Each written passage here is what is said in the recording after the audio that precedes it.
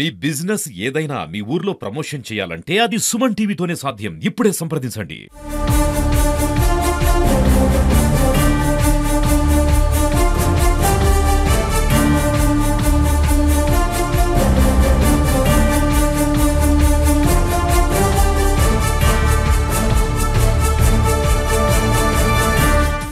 నంగనూరు మండల కేంద్రంలో పురాతన కాలం నాటి జైనుల శిల్పాలు లభ్యమయ్యాయి. ప్రస్తుతం మనం ఈ నంగనూరు మండల కేంద్రంలో ఉన్నటువంటి జోగిబండ అనేటువంటి బండ పైన మనం ఇదే బండలో పురాతన కాలం నాటి జైనులకు సంబంధించినటువంటి జైనులను పరిపాలించినటువంటి వర్ధమాన మహావీరుడి యొక్క శిల్పం కూడా మనకు స్పష్టంగా కనిపిస్తుంది. అసలు నంగనూరు మండలంలో ఎందుకు ఈ విధంగా జైనుల యొక్క శిల్పం, నంగనూరు చరిత్ర ఏ విధంగా ఉందని తెలుసుకునే ప్రయత్నం చేద్దాం. జైనుల చరిత్ర పైన చదువుతున్నటువంటి కోలిపాక శ్రీనివాస్ మనతో ఉన్నారు. అన్న చెప్పండి, మీరు ఎప్పటి నుంచి దీనిపైన పనిచేస్తున్నారు? నంగనూరు మండలంలో ఎలాంటి అరుదైనటువంటి శిల్పాలు ఉన్నాయి? నేను దాదాపు 4 సంవత్సరాల నుంచి పనిచేస్తున్నాను. మా గ్రామ చరిత్ర మేము తెలుసుకోవాలనే ఒక ఉద్దేశంతో నేను గ్రామం మీద స్టడీ చేస్తున్నాను. ఈ విగ్రహం వచ్చేసి వర్ధమాన మహావీరుని విగ్రహం. ఇలాంటి విగ్రహం మనకు సిద్దిపేట జిల్లాలో ఎక్కడా కనిపించదు. దాదాపు 10 అడుగుల పైన ఉంటుంది. కానీ నేడు ఎలాంటి రక్షణ లేకుండా దీనమైన స్థితిలో మనకు కనిపిస్తుంది. అయితే గ్రామస్తులు దీన్ని జోగిరమ్మ బండ అని ఎందుకు పిలుస్తారంటే, ఈ విగ్రహం జైన మతం ప్రభావాన్ని కోల్పోయిన తర్వాత ఆ విగ్రహాన్ని ఎవరో పూజించవచ్చు అనే ఉద్దేశంతో దాన్ని పురుషంగానే చెక్కేసారు. దానివల్ల గ్రామస్తులంతా దీన్ని శ్రీదేవతగా భావించి జోగిరమ్మ అని పిలుస్తారు. జోగిరమ్మ అంటే ఒక శ్రీ క్షుద్ధ దేవత అని వాళ్ళ అభిప్రాయం. నంగనూరు మండలికి ఇలాంటి జైనులకు సంబంధించిన పురాతన ఆనవాళ్ళు ఏ విధంగా ఉన్నాయి? నంగనూరు మండలంలో జైన మతం విపరీతంగా ఉన్నట్టుగా మనకు సంబంధించిన ఆధారాలని బట్టి మనకు కనిపిస్తుంది. మన గ్రామం చుట్టుపక్కల కూడా మనకు పదుల సంఖ్యలో జైన విగ్రహాలు మనకు కనిపిస్తాయి. పక్క విలేజ్లలో కూడా మనకు జైన విగ్రహాలు చాలా వరకు కనిపిస్తున్నాయి. అయితే ఇక్కడ శైవ మతం వచ్చిన తర్వాత వీళ్ళ ప్రభావం కోల్పోయినట్టుగా మనకు కనిపిస్తుంది.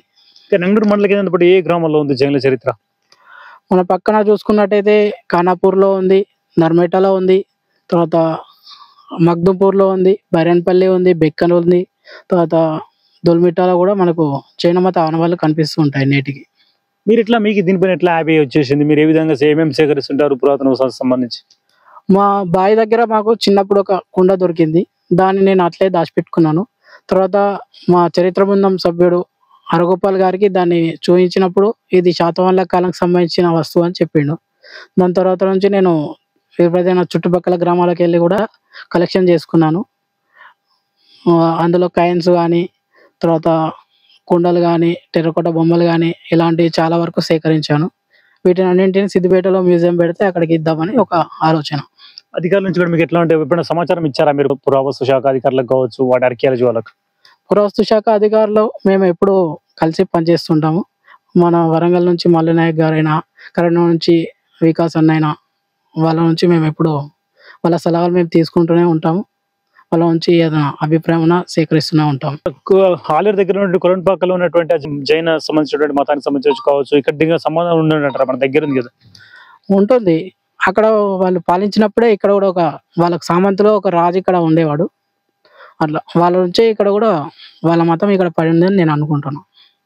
నంగనూరు మండల కేంద్రంతో పాటు గ్రామాల్లో జైన్లకు సంబంధించినటువంటి అరుదైనటువంటి శిల్పాలు లభించాయి. నంగనూరు మండల కేంద్రంతో పాటు గ్రామాల్లో పలు గ్రామాల్లో ఇలాంటి అరుదైనటువంటి శిల్పాలు లభిస్తున్న నేపథ్యంలో ఈ యొక్క చరిత్ర పురాతన కాలంలో జైన్లు ఈ యొక్క రాజ్యాన్ని పరిపాలించి ఉండొచ్చు అనేటువంటి అనుమానాలు అయితే కనిపిస్తున్నాయి. తెలంగాణ కొత్త చరిత్ర సంబంధించినటువంటి గ్రూప్ సభ్యులంతా కూడా దీనికి సంబంధించిన చరిత్రను వెలికి తీసే ప్రయత్నం చేస్తున్నారు. దీనిలో భాగంగా నంగనూరు మండల కేంద్రంతో గ్రామాల్లో జైన్ల చరిత్ర ఏ విధంగా ఉన్నది ప్రస్తుతం అయితే వారు ఆరా తీస్తున్నారు. వీడియో జర్నలిస్ట్ నరసింహతో కలిసి హరికిషన్, సుమన్ టీవీ, సిద్దిపేట.